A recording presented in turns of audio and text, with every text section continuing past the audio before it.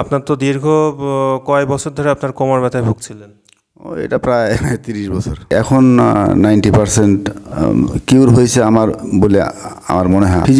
দর্শক আসসালামু আলাইকুম। আজকে আমাদের এক পেশেন্টের সাথে আমরা কথা বলবো। তিনি দীর্ঘ 14 দিন কোমর ব্যথার ট্রিটমেন্ট নিয়ে আজকে লাস্ট দিন আর কি। তো আসলে ওনার প্রতিক্রিয়া কি সেটা আর কি আমরা জানার চেষ্টা করব। আপনার নামটা কি? আমার নাম মোহাম্মদ রফিকুল ইসলাম। কি করেন? আমি ডিফেন্সে চাকরি করতাম, এখন অবসর।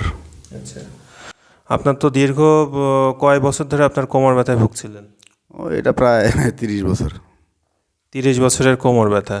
এরপরে আসলে আপনার কি অবস্থা? 14 দিনের মাথায় মোটামুটি এখন 90% ফিজিওথেরাপি, তারপর আকুপাংচার এবং হিজামা, তিনটে সমন্বিত ট্রিটমেন্ট নিলেই তবেই এর ফলাফল হওয়া সম্ভব।